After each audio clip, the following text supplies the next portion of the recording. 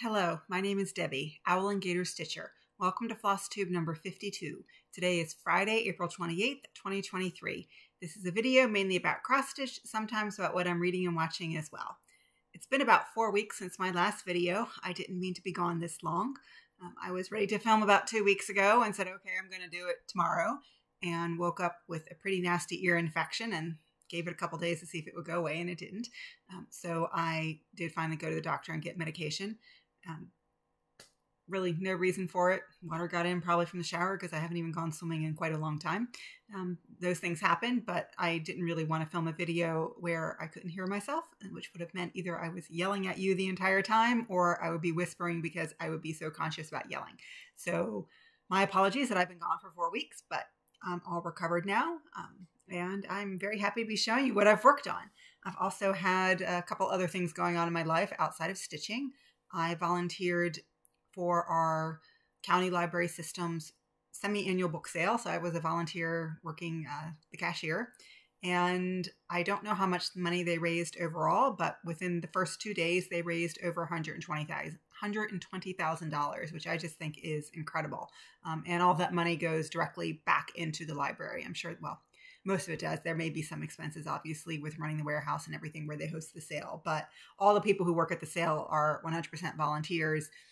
So it's just great to see the community come together, especially since we live in a county that doesn't have a decent bookstore. I mean, their university has a very large bookstore, but it's selling textbooks and things that people need for their classes, not necessarily one that you just want to go in and browse because you're looking for the latest book or whatever. So that was a lot of fun to do. And then my husband and I also went to go see a performance by Alan Cummings. He is a Scottish actor, although he has lived in the U.S. for quite a while now.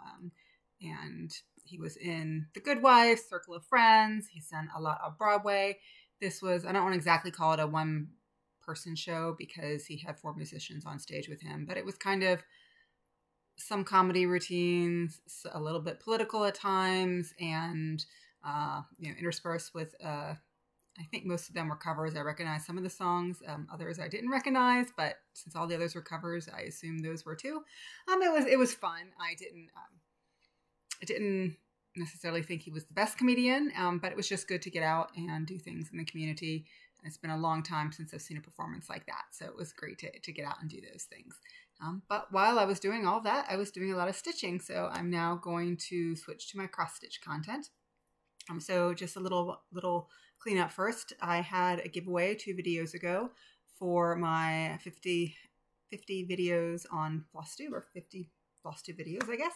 And I had 2 charts, and one person already has sent me her information, and I sent off the chart to her. The second person, I haven't heard from you. So it's this chart, Flowers Cover the Earth, and the winner again is Sabrina Ran. I'm hoping I say that correctly, but here's how it's spelled out. If that is you, please either send me a direct message through Instagram, Owlandgatorstitcher, or through Gmail, owlandgatorstitcher@gmail.com. They'll both be in the drop-down box below. And I'd love to send this to you. If I don't hear from you in the before my next video, which I'm hoping to do in the next 2 weeks, if all goes well, I am going to draw another winner and try and figure out how that works now that the random comment picker no longer allows you to type a word. You have to do the premium service, and I'm not paying for something I use a few times a year. So, but I think I'll be able to figure that one out. So anyhow, and I also want to do one thank you, and that is to Hallie from Stitching Big. I think, is it Stitching Big Things with Hallie or Stitching Big Things? I don't know her exact channel name. I've been watching her for quite a while. She is based in Texas, and she does a huge variety of stitching, but she does a lot of full coverage like me, and she has some amazing stitching. And she recently did a shout out for me, so thank you, Hallie. I really appreciate it. And if you aren't already watching her, I suggest that you go on over to her channel and give her a look-see. I also want to do a shout out for the Under 1000 Subs Clubs, and the person I want to shout out this time is PD Stitcher, and that's P-E-E-D-E-E Stitcher. She is based in South Carolina, Tamara. She is someone that I I believe I was in a game with her, and it was a very small, close-knit team, and that was about 2 years ago. I think she was on my first team in Crystal Academy when that cross-stitch game on Facebook existed. And we had a really, really tight-knit team. Unfortunately, the group itself closed. The admins decided that they needed to focus on other things in their life, which is fine. But I did enjoy that game. But Tamara has a Flosstube channel. I believe she did some videos for a while, took a break, and now she's back. And she's got some lovely stitching as well. Sorry about that. I had a little frog in my throat, but better frog in my throat than in my stitching. So anyhow, Tamara has a lot of projects. She does some full coverage, and but she does lots of other things as well. But she does also work, and she's got kids. I think some of them may be out of the house, but some of them are still living at home. So she doesn't, she's not one of these people who does 50,000 stitches a month, but she does make progress on all of her projects every month. And so I recommend that you go over and see PD Stitcher, and I will have her in the drop-down box below. So with that, I am going to launch in and actually start to show you some stitching. So because it's been a month, I actually took I don't have a huge number or variety of projects to show you, but I did get some great progress on them. But I also did some more FFOs, fully finished objects. And I am in May going to a retreat, and I've gone to quite a few retreats, but whenever there's been a smalls exchange, I've never participated because I always get that panic of how do I finish something? I don't sew, so anything that will require sewing, I don't do. But I said, all right, be brave. You can figure these things out, and so I did. So I decided I was going to do a flat fold, and and so I said, okay, I'm going to practice on one piece that I have that I've in my under the bed box, which is actually a drawer, and then I will do one step of that, and then do one step on the piece that I am going to gift. So I'll practice on one, and then I will do the other one. So I watched. The main video that I followed was Vonna because as we all know, she's a professional finisher, and she has a lot of free tutorials out there, and she gifts that to all of us. And she has very clear instructions. I believe she has a couple of flatfold videos, but the one I watched was the one from 4 years ago, and it gives great instructions. I did deviate a little bit. The only thing I would say about that video was that she does not talk, she at times pauses the video because there are things that we don't really need to watch someone iron a piece of fabric. But I think she cut a little bit too much out, and the part that she talks about the length of the ribbon and attaching it, that part all got cut out. It was easy enough to figure out, but if it's your first time ever, just be aware of that because you do need a ribbon. But I've seen enough people on Flosstube talk about making flat folds, not necessarily tutorials, but they talk about the length of the ribbon and all of that I was able to figure out. So enough talking. Let me show you the first one I did. So this is We Are the Same. This is a piece that was from, well, definitely, it's Beth Twist, Heartstring Samplery. It was a freebie. This came out summer of 2020. I think it's part of the Diversity and Inclusion SAL. And it's called We Are the Same. And I'm not going to, you can read all of that, but it basically is, we live, dream, breathe, love, explore, etc. So that's the basic premise behind it. And just no matter what we look like internally, we are all the same, even if we have different interests, different looks, and everything else. So I thought this was a nice sentiment. So I finished this, I think I actually finished this in 2021, and it went and sat in the drawer for a long time, and I thought this would be a great piece to practice a flat fold on. So I mounted this on, it's not sticky board, I think it's matte board, I think that's what it's called. I used material that Vonna called for. I just typed it into Amazon and purchased a pack, and I cut it down using I have a heavy duty paper cutter. I do not do well with paper and either an X-Acto knife or a rotary cutter. I don't do well with those. on paper products. So as long as I can shove it into my paper cutter, that's the way to go. And it also helps with all the measuring. So that's what I did. On this one, she does talk about on the front one using 2 pieces and gluing them together. This does have batting. You can't really see it that well if I push it in a little bit. I did do that.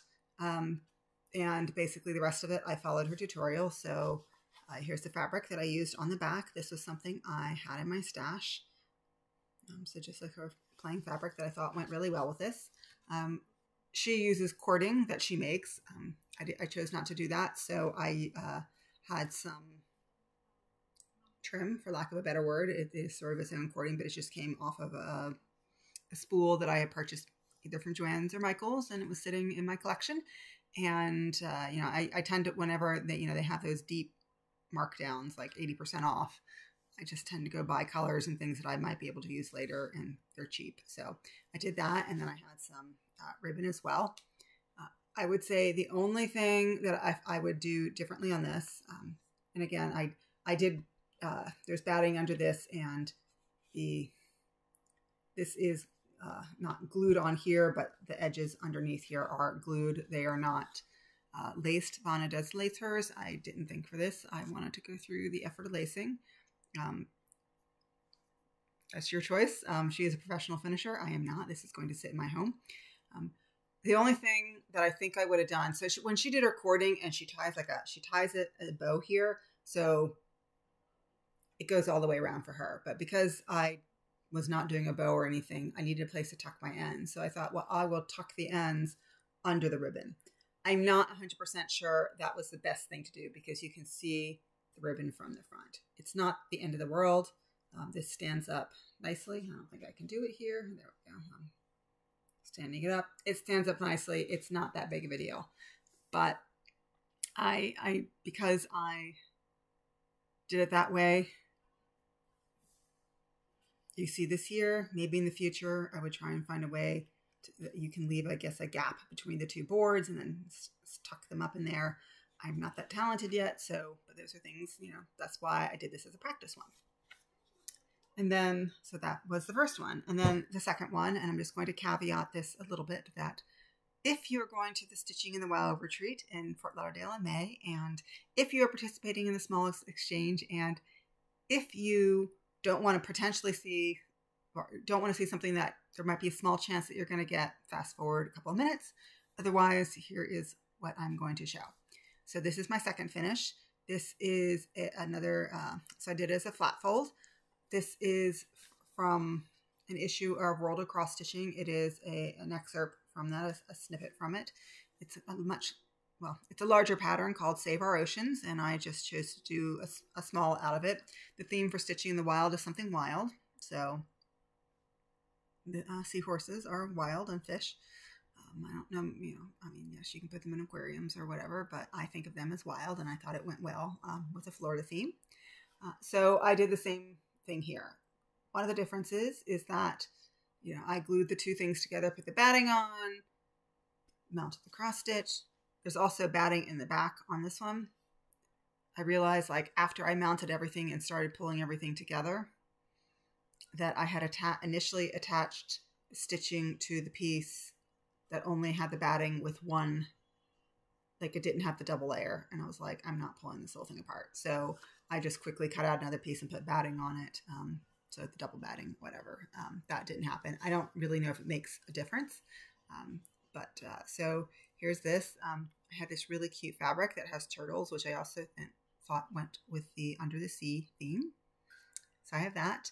And again, the cording that I used was from another spool that just came off, and ribbon. You can tell it's a different color, but from the same pack with the polka dots.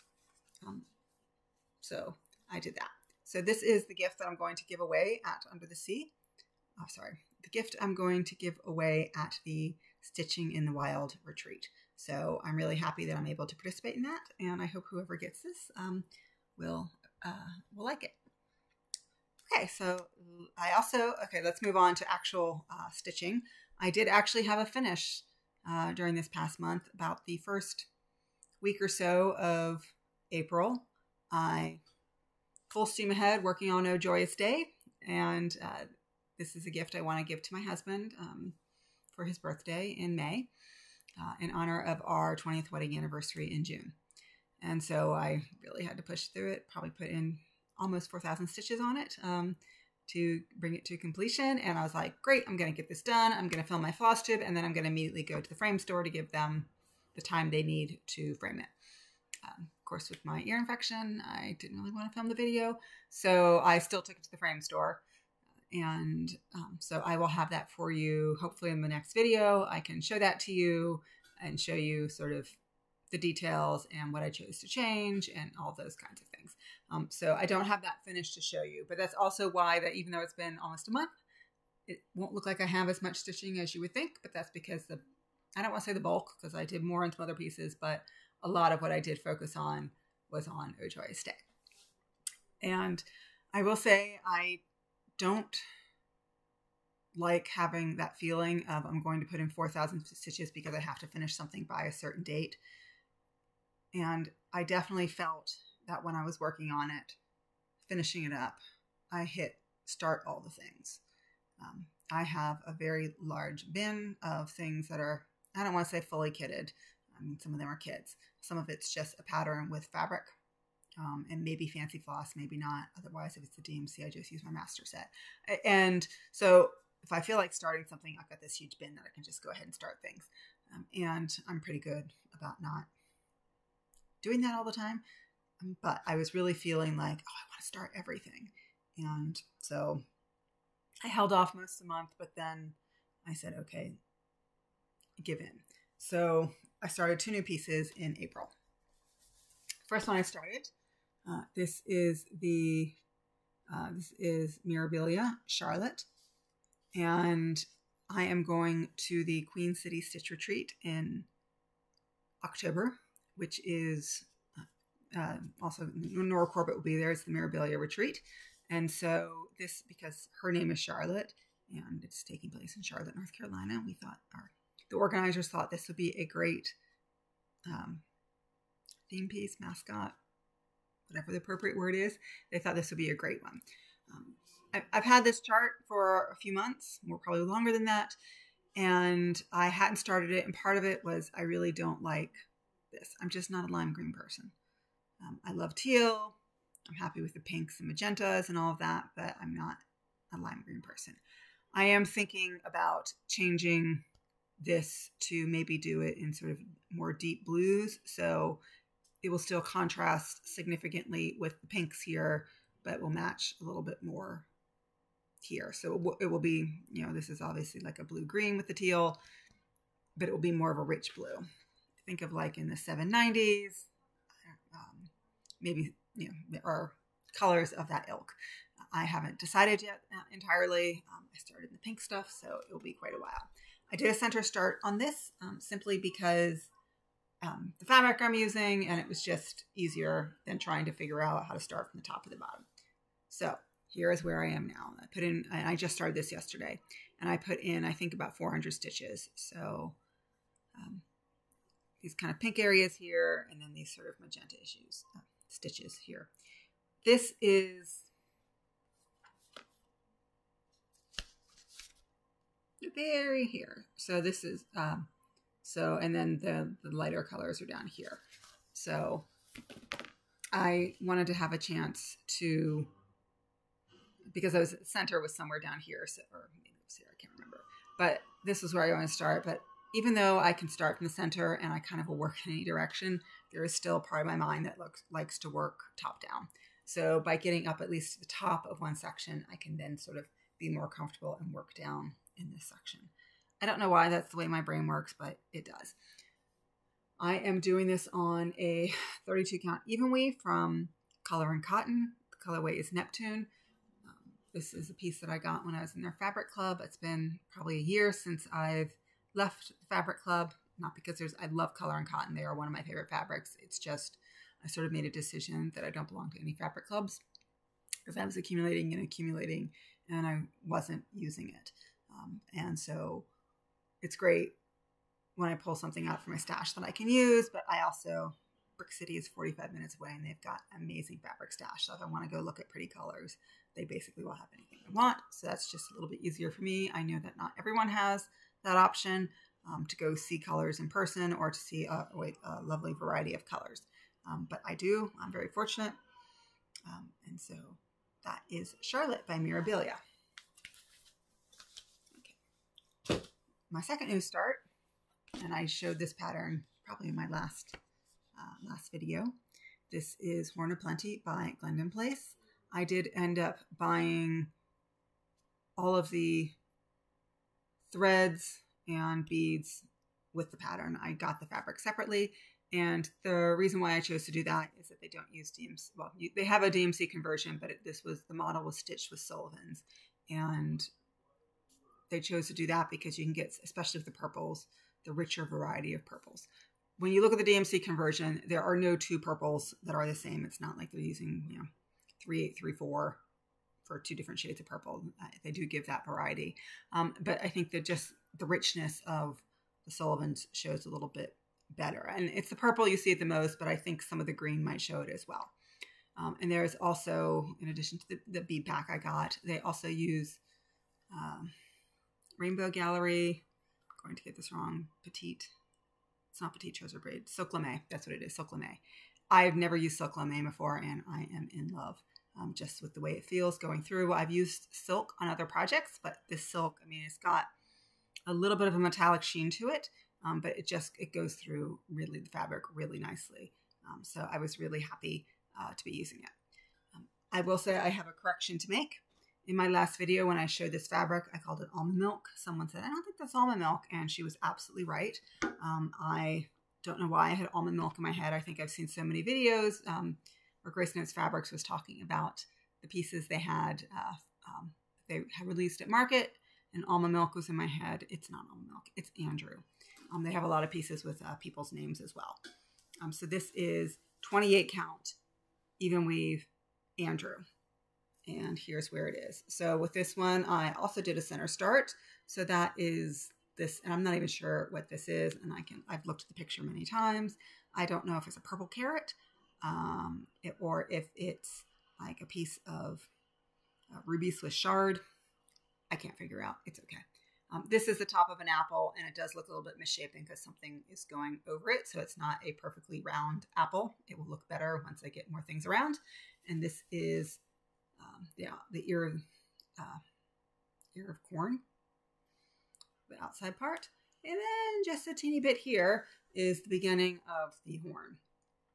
And I really think I'm going to I want to work a lot on the horn, simply because to me, that's the least, I mean, it's beautiful, but for me, it's the least interesting part of the piece. It's a lot of browns. It's going to be a lot of repetition. And if I kept it until the very end, this would be a piece that I wouldn't want to pick up so much. So love the richness of the colors in this and had a lot of fun. And this is over 1,000 stitches. So I got a really good start on this. So it's Horn of Plenty from Glendon Place.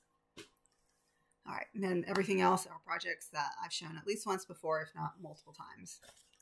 So here is Bald Eagle from Cottage Garden Samplings.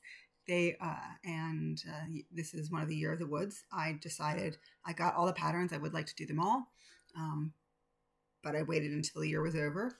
And this I think is summer, and I am doing all of the summer pieces on one piece of fabric, but starting with Bald Eagle. So I'm sure that last time I had I certainly was down all the way and here with this wing, but I filled in a little bit more. But most of what I did was this, I think it's either 402 or 407. Finished it in the wing here. And then this comes into the body of the bird as well. So this was only a couple hundred stitches. I think I needed a project that started with B, and this was a great excuse to pull this out. For those of you who haven't watched frequently, I participate in a number of challenge groups on Facebook that sometimes helps direct my stitching. I've dropped out of quite a few. I was getting tired of, not of the games per se, but lots of posting, which would dig into your stitching time. But for this one, this is a game that I chose to stay in. I'm actually doing what they call a lot of penalty stitches now, which means stitch double stitches on what you want to meet the prompt. But this one, I was looking for an excuse to stitch it, and it came up. Okay. Oops, my pattern got detached from the chart. All right, so the next one is another Mirabilia. This is my oldest Mirabilia that I've been working on, and it's my oldest non-full coverage that I still have. So this is Portrait of Veronica, and you're starting to see a theme that I love teals and blues and greens. This one. I tried really hard I loved the idea of whether it's your daily 30 or 25/7, or some people even do 100 stitches. I do love that idea of taking a project and doing a little bit on it every day and seeing the progress.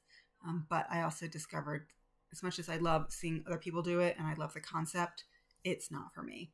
It's sort of just the way I stitch. I get up in the mornings, I do whatever I need to do, go to the gym, have breakfast, play around the computer, do chores, blah, blah, blah. And then I sit down and I want to have a good long stitching session. And I might break for lunch, I might break to do an errand or whatever, but the piece I pick up, I want to be working on that until whenever I stop. So it may be, it could be 2 o'clock in the afternoon, it could be 5 o'clock, whenever. But I really, for the most part, that's the piece I want to work on for that chunk of the day. And then I have my evening piece, which is separate. And having that one piece and then having to put it down and pick up something else, it messed with my flow, and it wasn't something that I enjoyed doing. But I did try for quite a bit for like at least a week to do 100 stitches every day, as long as I was stitching in the morning. There were some days that I couldn't start stitching until 3 o'clock. Then I wasn't doing my 100 stitches on this. But it just wasn't working for me. So I stopped after a week or 10 days and said, okay, that's not what I want to do. I did pick it up and work on it again, and just sort of did my regular rotation on it. So what I've done since then, I think I was somewhere up here. So I brought a lot of the dress down. This dark stuff here is actually Krynic. So I started with putting in the Krynic here. I think it looks quite good there. In person, it seems a little bit stark, but I think that's because all you're seeing is the paleness of the dress here, and you don't get the richness of the rest of the dress here. And then down here, this is mostly the bottom of the dress, although the back of the dress kind of comes and sweeps down a little bit to about here or something. But this is the bottom of at least the front of the dress, so to speak. So I needed another prompt where I needed to put in a lot of black stitches. So this seemed like a great one to do it. So I still love working on this. For those of you who've been around for a long time, you know that because I did the skin 1/1, and I probably bit off a little bit more than I could chew, because it wasn't just doing skin 1/1. It was my first Mirabilia. It was, I was an Ada stitcher for 30 years, and this is not my first piece on linen, but my first time of doing 1/1, and it was a lot. So I sort of really got stalled doing the skin. But all the skin is done, and everything else now is, there may be some quarter stitches, but cross stitches, teeny tiny bit of back stitch left, and beading. And she's still in the Q-snap, but you can see her head is done there. So I really now am moving into the lushness of the dress, and that is, I have to say, that's what draws me to Miras, is just the folds of the fabrics and the colors and all of those things. So that is Portrait of Veronica. The next piece I have is Grand Library. This is supersize max coverage from Heaven and Earth Designs, and artwork by Amy Stewart. This is my I Can't Die for Another 100 Years project, because I am probably going to average right now. I will average more than 1% a year at some point, but right now I'm not even at 1%, and I started this in September 2022. So I did put in over 1,000 stitches, but I think it's 715,000 stitches. So 7,000 stitches is 1%, and this is not even 7,000 stitches. So what did I work on? So this is one book, well, like one open book here.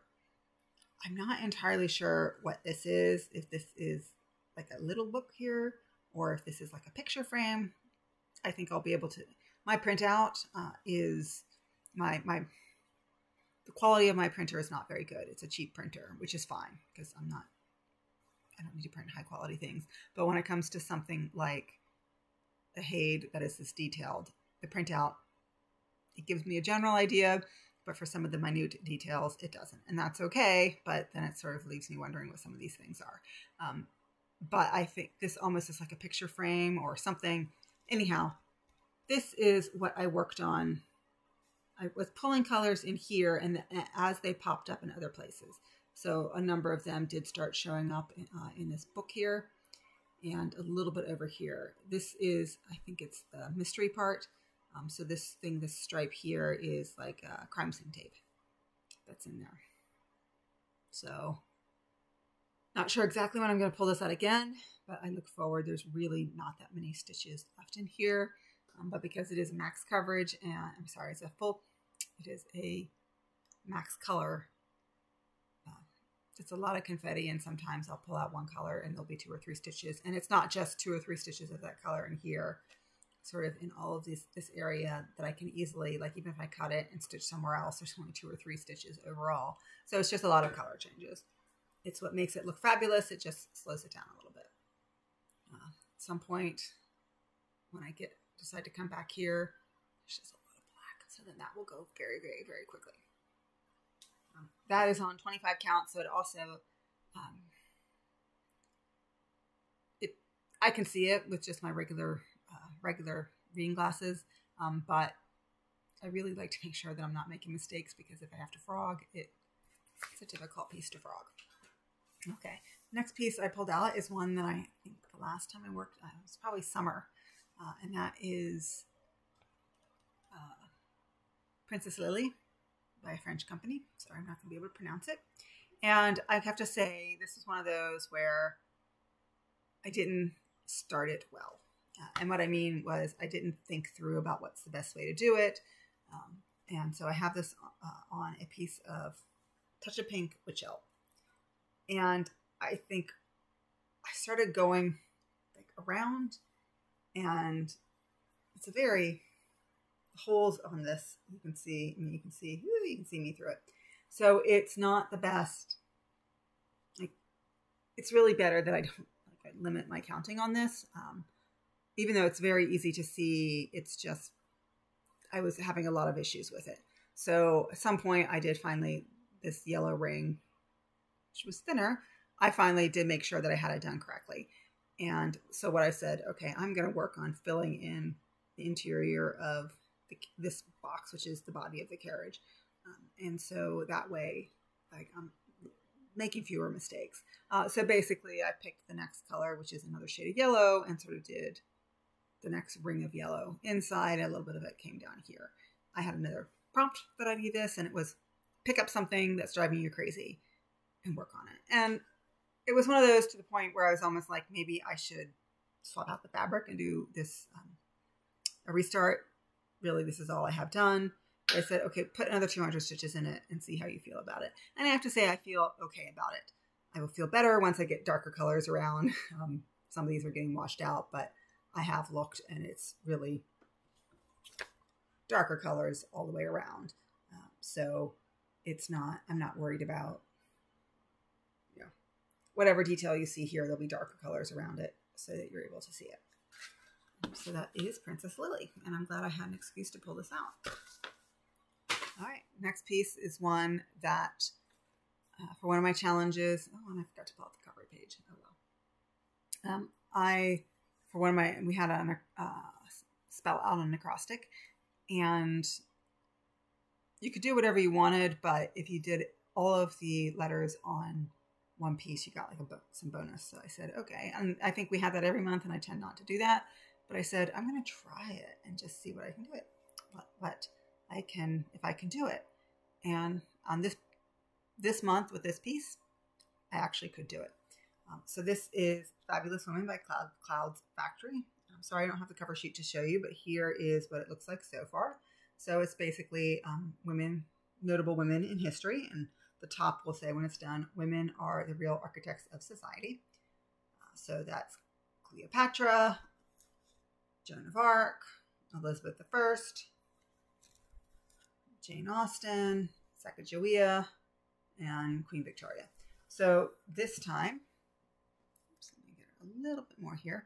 I worked on Queen Victoria. I think I had a few stitches on her, just colors that from Sacagawea I carried over, but I basically was able to finish her, finish the palace, her little nameplate down here, the grass, this little carriage, and then I think like I needed 11 or 1200 stitches total, and I was short like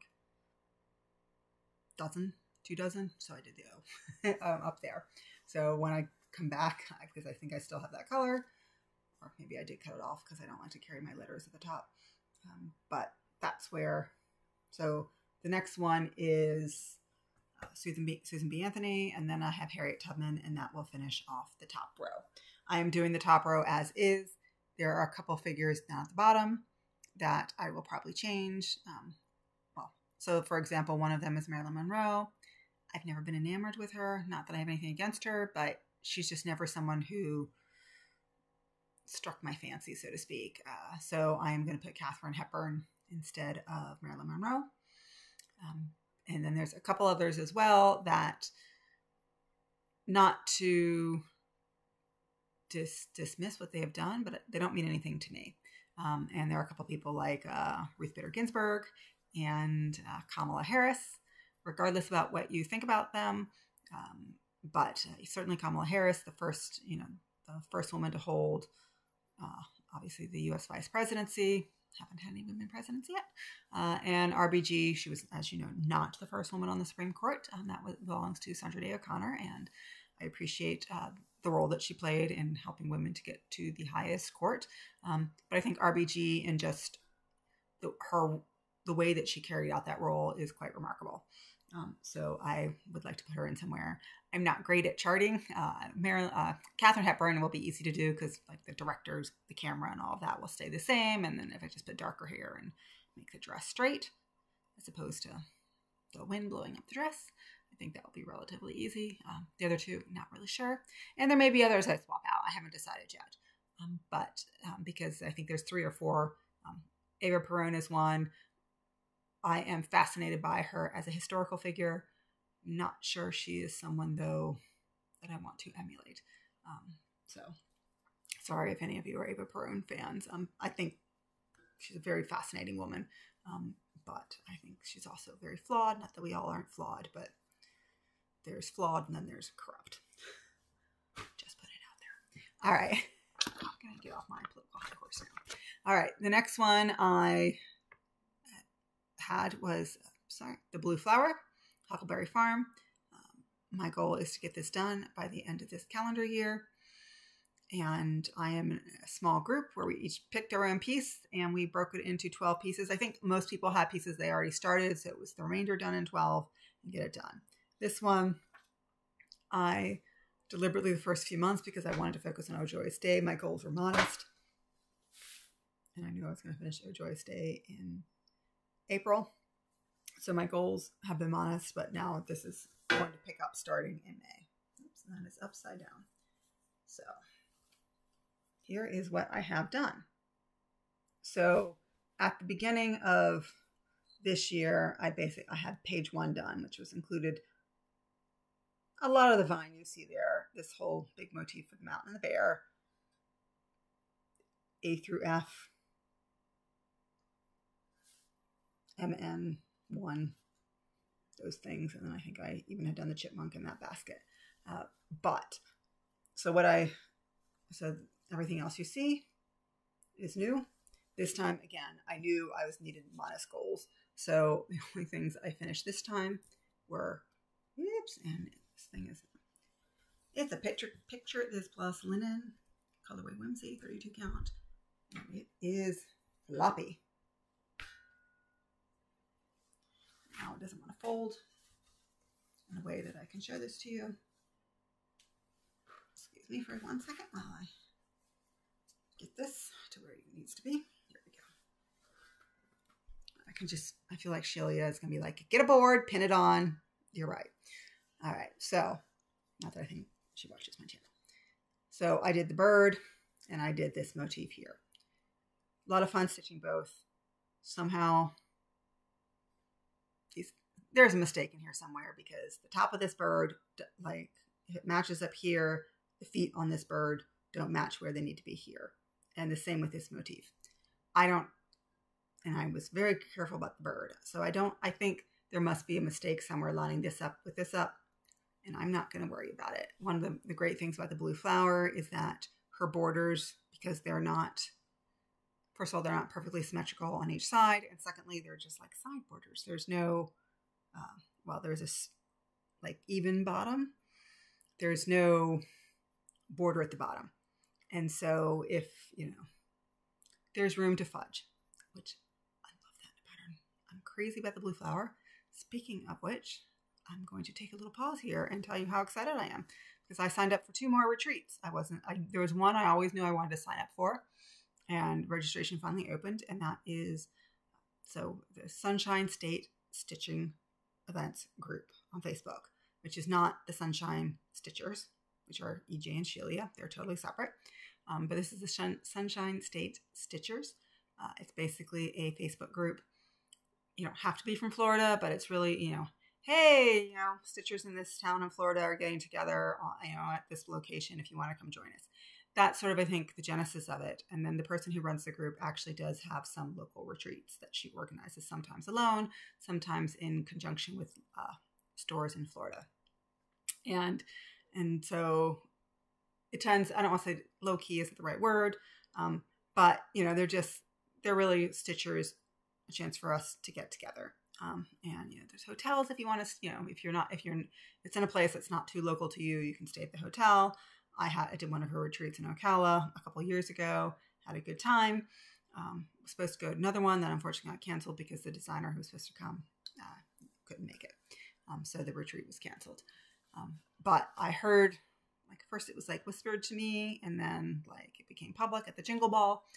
And so I knew that the Blue Flower, Ginny McGowan, was coming that Anna was organizing a retreat, hosting Janine from the Blue Flower. And I had it on my calendar. And I was I knew it opened on a Saturday, but I didn't know what time. So I was stalking Facebook, the group. And, I'm having my breakfast, sip of tea. Yeah, she posted it, sip of tea. And so as soon as I saw a link, I hopped in, filled out the Google form, and then didn't hear anything. And I knew, I could see when the link was posted, and I did it within the first 17 minutes. And it wasn't it's going to be at 9 a.m., so I was 9:17. It was sort of 8:53 or something. One of those, you had to be looking for it. And so I thought, how could I, not, and then 2 weeks later, an invoice showed up. So I just think that she sort of was letting it fill up, and then she was contacting people. Doesn't matter, I'm going in October. So I go 1 week into the Mirabilia retreat. The next week I'm going to Blue Flower. I'm going to be my brain's going to be on overload. The other retreat that I'm going to, I have been eyeing it for a while, but I had never pulled the trigger. And that was the Grace Notes Fabrics retreat that's being held in Pennsylvania in August. And for a long time, I was it's not that I didn't want to go. And a lot of people that I'm Facebook friends or, various stitching groups, or I watch their Flosstubes or whatever that, we are in communication, are going to that retreat. And I really wanted to go, but, it's just sort of how many times I want to get on a plane, it's expensive. And so I sort of didn't. And then some other plans my husband and I had fell through. So I'm this is a good opportunity if I'm not going somewhere else. Not that it conflicted with the time of the retreat, but, financially, I said, okay, I'm going to sign up for that. So really excited about that. So that was a really big aside to say I'm going to meet Janine McGowan, my favorite designer. I'm so excited. Not that I'm not excited for Grace Notes Fabrics, but this one, I have been looking forward. It's been at least 6 months, and I knew that retreat was going to happen, and I've just been waiting for it to drop. So, and I'm paid up. Don't think I've made hotel reservations yet, but whatever. So, all right, moving on back to my stitching. So the next piece I want to show you is Heaven and Earth Designs. This is a mini Midnight Vigil artwork by Lisa Parker. If you're familiar with her work, this is in that theme. I have not loved this piece, but I just haven't worked on it this year because I have so many pieces. So here is where that is. So I had done up through the end of last year all of this. So it was time to start working on this over here. So I put in over 1,000 stitches of 3,799. So only about 9,000 to go. So, which is fewer stitches than I have a black, which not surprised that there's a black kitty here, that there would be, I don't know, I still have 13 or 14,000 black stitches to go. But basically, so this is like this through the window. You can start to see, I always forget what the word is for this. It's not the frame between the panes of glass. So not the frame of the window, but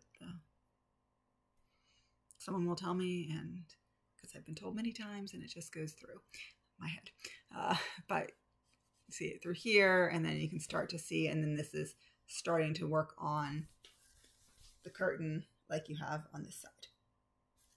And it's just, and I also did quite a bit here and brought this down a little bit here. So now you can see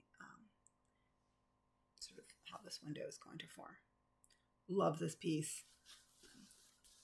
And I did get the mini because as much as I love this piece, and you guys know I'm a little bit cat crazy, I am stitching that much gray and that much black. It does get a little bit boring for me.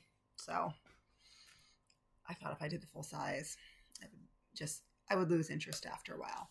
So that's why I did it, chose the mini. And it's coming out. I love the way that piece is coming out. All right, so Cat Lady has another cat piece. This is Gone Batty from With Thy Needle. With Thy Needle and Thread, or yeah, With Thy Needle and Thread from Brenda Gervais. So here's where I am on this. So I put in about 500 stitches on this. And basically all I did was, not all, 500 stitches is great progress. I had part of this leaf done, so I finished that.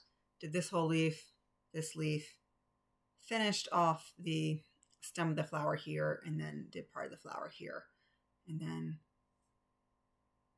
for some reason I had like 6 stitches in the middle here that needed to be done. So I did that part here, and then the moon over here.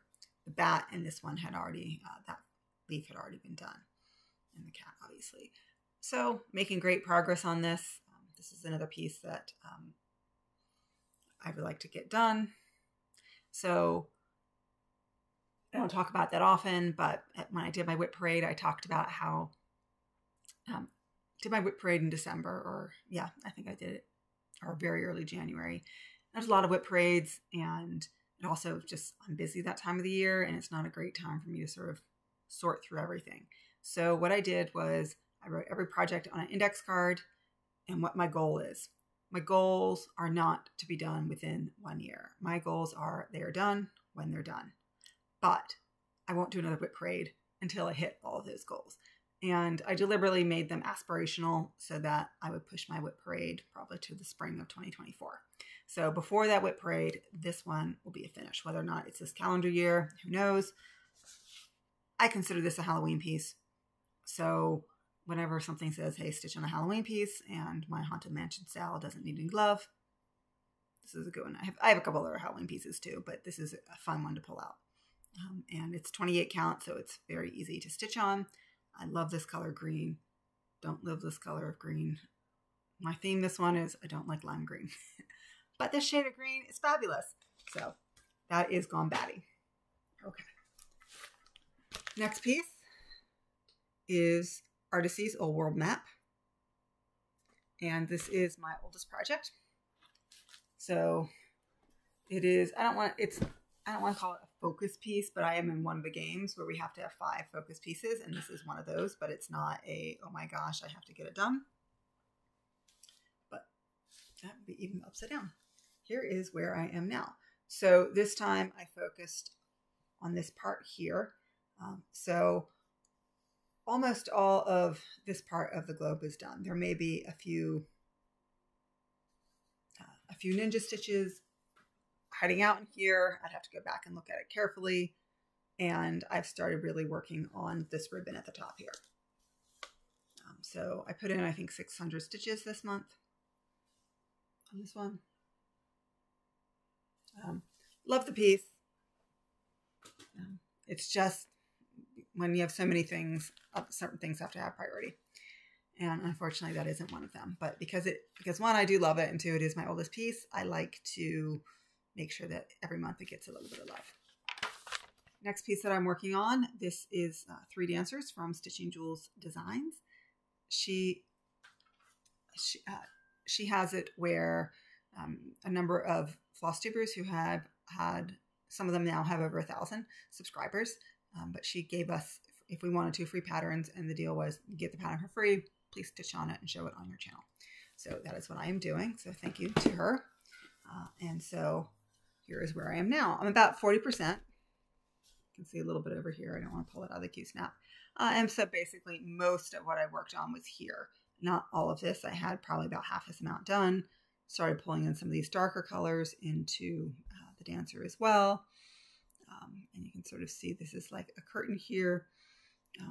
And as I always say, I love the colors in this. I love bright colors, but yellows and oranges tend not to be things that I utilize a lot in bulk. So it's nice when I do have that opportunity to do it. So this is 3 dancers. All right, and my last piece I want to show you is Cats in the Toy Box. Artwork by Leslie Ann Ivory, charted by Heaven and Earth Designs. This is my true focus piece for this year. I am going to get it done this year.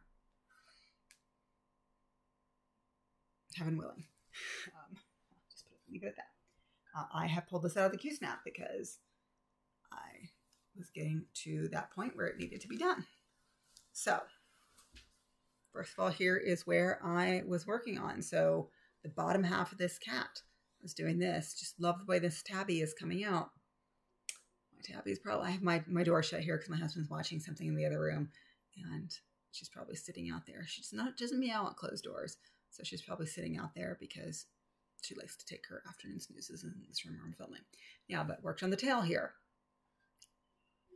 So Q-snap came a little bit over here, so I could have kept working, but I'm like, no, I need to. That is one big mama jama cat, so I needed to work on it. So I'm going to pull back, and you can see where I am on this. I can't even see entirely where I am. There we go. I think you can see most of it here. Here is, you can see relative, I think I'm at 83%, relative to what, it means I have less than 17% to go. So yes, that's still a lot of stitches. I do between 3,000 and 4,000 stitches a month on this, which if I do 3,000 a month, I'm online to finish it by the end of the year. So if I have any month where I jump up and do 4,000, not entirely sure where I'm going to put the Q-snap next. I use a 11 by 11 Q-snap on this, so it will take 2 moves of the Q-snap. I think I'm going to come over back to this side, give this kitty a little break, and come back here and work next to the bear. You can kind of see here where the bear arm ends, and that's because this is a rocking horse and this is the tail of the rocking horse. So I think I'm going to move over to this side. Obviously, I have a little bit more time because I probably won't work on this for a couple more days. But I am just loving this piece. I love cats. I love stuffed animals. I love color. No, I'm okay. I don't want to say I love baskets. I like baskets. I'm fine with that. All right. So that was, let me just show the picture again. Cats in the Toy Box. And it's been, I started that on New Year's Day in 2020. And in 2020, I probably did 1 page. Granted, I was, for most of 2020, for 9 months of 2020, I was working, I want to say full time, but it was a lot more than full time. So my stitching time was a little bit limited, but I retired in 2020, September 30th, technically, although I think I probably left a couple days earlier. And so, but had other things I was working on. So I would say January 2021 is when I started full force working on that. And so 3 years of 3,000 to 4,000 stitches with a few months in there that were 6,000 stitches because for whatever reason I made it push that month, probably because I wanted to move the Q-snap and because sometimes you get tired looking at the same bit in the Q-snap.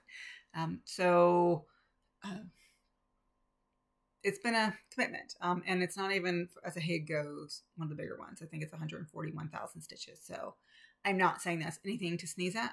That's a lot of stitches. But, you know, compared to Magic Study I have, which is 415, Grand Library, which I think is about 715, it's, you know, it's smaller than those. And I think I'm also doing, let's see what I have in there. That's, Little Cake Shop, which I haven't showed today, which is 250. And even the Artisy, which tends to be smaller full coverage, that's a large one though. So that is about, it's over 200K. That's all I can remember. Anyhow, I will be ecstatic when that is done and we'll get it framed. But since I just went to the framers and took 2 pieces there, I always have my breath taken away every time I go to the framer. The prices. The place I go does great quality work, but gotta save up to go there. Anyhow, that is all the stitching I have to show. My plans for May.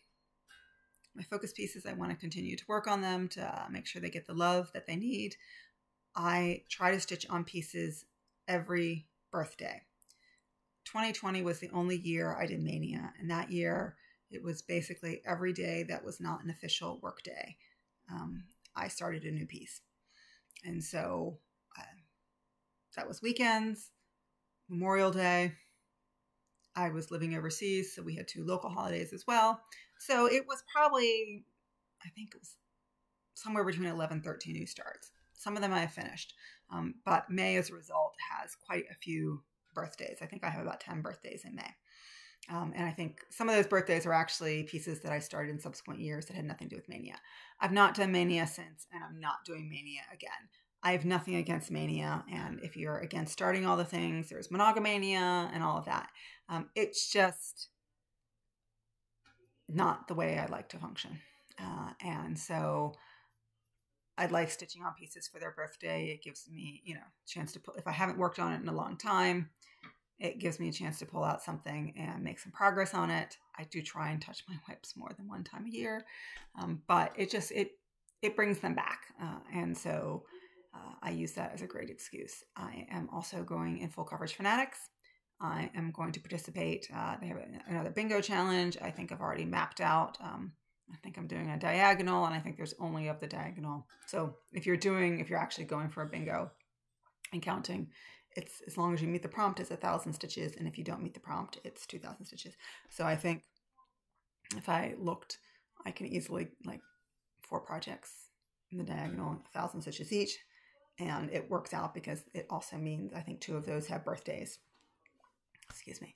2 of those have birthdays in May anyhow. So to pull them out, obviously I don't tend to get 1,000 stitches, especially since 2 of those are paper patterns, but my projects need love. And so this was a good excuse to give them love.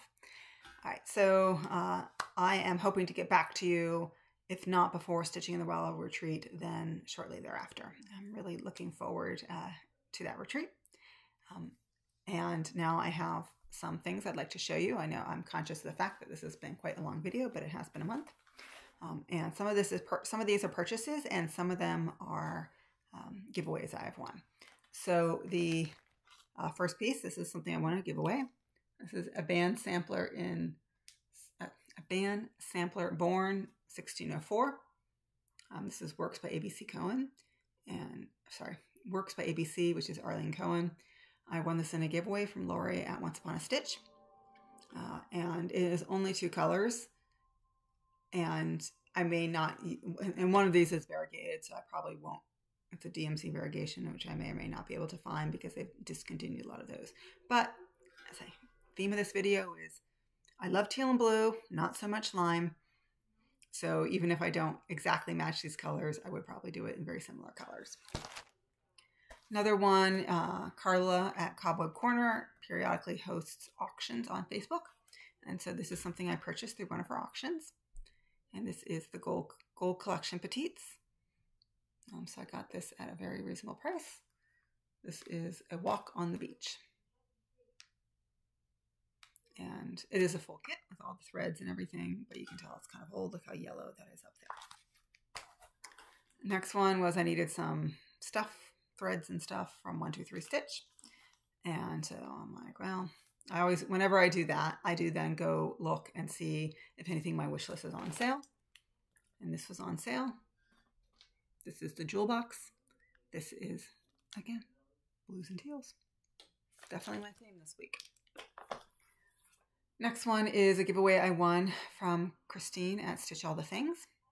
And this is Be Kind from Stitcherovia. Next one is a giveaway I won.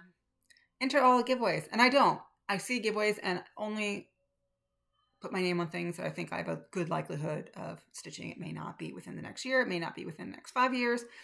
I intend to live till I'm 200, so maybe I'll have a chance to stitch everything. Don't know. Not only will I live to 200, my hands will be in good shape and my eyes will be in good shape. I don't care if I need to have reading glasses, but I'll be able to do whatever I want. That's my goal. So anyhow, this is from Vicky at Reading and Stitching. This is Miss Christmas Eve, and this was a pass the stash because she had finished this. So a really lovely Mirabilia. Next one was a prize I won in the Whip Warriors group on Facebook. They had a challenge, and at the end of the challenge, if you won, if you participated in the challenge, you got like X number of tokens, entries, I don't know, whatever they call them. And then they do a random drawing for that. So I was very active in that particular challenge, and not many other people were. And so my chances of winning something were good, and they indeed were. So they have lots of members of the group have donated prizes. And so you just go to the album and you pick what you want. And of course, there's like some in the US and some in Australia. And I have to say the ones I liked the most were in Australia. But I sort of liked this one. This is the old Taylor place. Love that house. And that, you often see like houses in winter or summer, but you don't really see these sort of browns and stuff. So I thought this was a little bit different. I didn't realize this until I got it. There is a hunt, you can see the ducks flying. There is a hunting element to this. I mean, up there it says no hunting, but when you look at there are bullets and stuff. I'm not against hunting animals that are plentiful. They're not endangered and you're eating them, go for it. But I think that's like a gun there. I would probably take that out. I don't hunt. I don't feel the need to hunt. I'm happy to get my food saran wrapped at the grocery store. So, but I do like that overall look of that pattern. All right, sorry. My glasses were so on. Why I put those on? They were just on the table, covering up what I wanted to show you. So I then, through Facebook, Charting Creations has, I don't want to say every week, but most weeks they have a giveaway where you just put a comment and she picks someone. And so I won, and you just go to their website, create a wish list, and then you can rank order things on the wish list, and then she will pick one and send it to you. So I was the very lucky winner of this one, heading with the cat motif. And this is not the best printout, as I've said about my printer, but the artwork on this is phenomenal. Like when you look at the image online, and I'm sure Charting Creations, when you see people stitch up their work, they just look phenomenal. And this is just, especially the cat's face and the head. It's exactly the way a cat would sniff and investigate. And it just, I mean, my cats don't look like this. I don't have, I have a tabby and a tortoiseshell right now. But just something about this, like, it's just so lifelike and perfect that I'm so excited to be able to stitch this chart at some point. My only public safety announcement is that if you have a cat, your poinsettias, please don't make them real. Silk poinsettias are fine. Real ones, toxic to cats. So and no cat has a good sense not to eat things they should. So that's my little public service announcement. This was a freebie from Haid. Big Cats, artwork by Jerry LaFaro. I doubt this is available anymore. This was posted on Earth Day, April 22nd. So I downloaded this because when you have a chart this fabulous for free, even if you don't know if you're going to stitch it, you take the opportunity to download it because it disappears. And then the last thing I want to show you, this was my library sale, as I mentioned. There was, it's a book sale, and most are like, whether they're novels or nonfiction, but books that you would, sit down and read. But they did have a lot of crafts and hobbies and of all sorts. And there was a bin of cross stitch, a lot of the patterns by the time I got there. So I went the first day and went 6 hours after the sale had started, and I didn't see much of anything that looked of, a lot of charts from the 80s, and most of them were not in super great condition. So nothing that I really wanted, but I went back on the half price day, and this may have been in there. I was so tired that first day because I've been sitting outside for 3 hours and it was nonstop cashiering. So, second day I was inside, wasn't air conditioned, but I had lovely fans blowing everywhere. It was lovely temperature. But this book was initially $3. I got it half price, so $1.50, and it is The Romance of Paula Vaughn. It is more than cross stitch in here. There's quite a bit of sewing projects. You can see things like that. I'm not going to do a full flip through, but there are at least 3 or 4 interesting cross stitch patterns in here. Got something like that. Very typical Paula Vaughn, but the book is in excellent condition. And I thought if, it was there, even if I never did this, I have a lot of respect for Paula Vaughn as a designer, and I do really love the way her work looks. And so I thought this is just a nice thing to have in my collection. Whew. All right, that is all I have to show you, and that is all I'm going to talk about cross stitch. I am quickly going to talk about books because I'm conscious that I have now been over an hour. So I just have 2 books that I want to mention that I've read. I actually had a really good reading month, both in terms of the quantity as well as the quality of books. So I'm just going to talk about 2. The first one is Demon Copperhead by Barbara Kingsolver. It takes place in Southwest Virginia, which is very rural Virginia near the Tennessee border.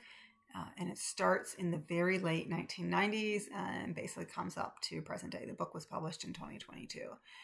And it is about a boy who is born to an addict. But like a lot of addicts, she sort of, has spurts for life where she gets everything together, and then she has periods where she's not okay, and it sort of starts at a period where his mom is doing okay, but quickly spirals, and he ends up in a situation where, and he's maybe 8, 9, 10 when the book starts, and the whole book is done in first person. So I'm reading this book thinking, thank goodness it's in first person, because it makes me think that somehow he lives and has the mental capacity to write a book. But it's sort of the very beginning of the oxycodone crisis in Appalachia, and just sort of how it started and why it started. And I think if you watch Dope Sick, you get a lot more of that. This is not Dope Sick at all, but a lot of the themes tie in, and but it's about poverty and living in foster care, and it's not all horrible, but because there are some good things happen, but you did always feel that when something good happened, something bad was going to happen. And it does have that very up and down cycle, which is a part of living in poverty in America, especially in rural areas. And while I don't think this is the experience of Barbara Kingsolver, she is actually from that part of the country. So even if she didn't live it, she saw a lot of it. It's not someone living, on the West Coast writing a book about Appalachia. This is something that she probably witnessed herself, if not in her family, in her community. Very well written, but a very hard read. It took me probably 10 days to read it. It's about 500 pages, but it's long, but it's very dense writing and a very difficult subject matter. But I am the kind of person who believes that even if something is hard, doesn't mean you don't educate yourself and do it, because only by understanding something can we look to see if there is a way to get through it. The other book I read was Mad Honey. It is actually a joint work by Jodi Picoult and Jennifer Finney Boylan. I've read a lot by Jodi Picoult. I've never read anything by Jennifer Finney Boylan. And if you've read anything by Jodi Picoult, you know there's going to be a trial. And the trial usually comes at the end of the book. Not a surprise. This is a book about, and certainly this topic is about, it's about a 18-year-old boy, young man, whatever, who gets arrested because his girlfriend is found dead. And the question is, did he kill her in a fit of rage, or did he just discover her body? And that's where basically the novel starts. And you know very early on in the novel that he's raised by a single mother, and she left him her marriage because her husband was abusive. And abusive both, well, definitely physically and mentally in terms of gaslighting and all those kinds of things, and very manipulative. And so the question from that point of the story is, the kid left when he was 6. Is this something that was passed on to him genetically? He's a hockey player, so hockey, fights break out. Like, is that because he is naturally an angry person, or is that just part of the game? A lot of that's coming in. So I think I had not read anything by Jennifer Finney Boylan, so I didn't know anything about her style. And the trial starts like a third of the way through the book. And I'm like, okay, that is just weird. Like, that is not the way Jodi Picoult books go. But I'm like, she's co-authoring, and you could tell every other chapter. One chapter is done basically from the point of view of the mother of the person who was arrested, and the other is done from the girl the young woman, because I think she's probably 18, 19. They're both seniors in high school, from her point of view. So one is the event happens, moving that way forward, although a little bit looking back to why she left her marriage. And then the other one is, obviously there are no ghosts in this book. No, that's not a spoiler. But from, looking back up until the point where she dies. And I about halfway through the book, like the major twist is revealed. And I'm going to say I did not see it coming, and I'm pretty good about seeing them coming. And then the book going forward from there. And then, there's the outcome of the trial, and then there is what actually happened, which, justice being what it is, sometimes the trial gets it right, and sometimes the trial gets it wrong. So telling you that, you actually do find out what happens, even though the trial culminates earlier than the end of the book. Anyhow, very well written, and at the very end of the book, you get the author's notes, and they actually talk about, yes, Jodi Picoult wrote one part and Jennifer Finney Boylan wrote the other part, but they actually each wrote one chapter of the other. And the fact that it's so seamless that you can't even tell, like, this is where it changes, is quite remarkable. I did listen to the audiobook, so you have the same, and Carrie Coons, who is a brilliant actor, did one part. So when I was listening, she did all the mother part, and then there was the other narrator who I had not heard of before. I did the other part, and those never Jodi Picoult wrote actually this chapter. No, they stayed with their characters, not with the actual authors. Anyhow, I highly, highly, highly recommend that book as well. Obviously, if, domestic violence, this can be a trigger. And I really don't want to say more because I don't want to give the spoiler. And I sort of feel like I may be the only person who didn't know what was going to go on. Like, even if you didn't know what happened, like the big twist in the book. But I didn't feel there was a tip of the cap in the writing. And some of that may be because I was not familiar with the other author.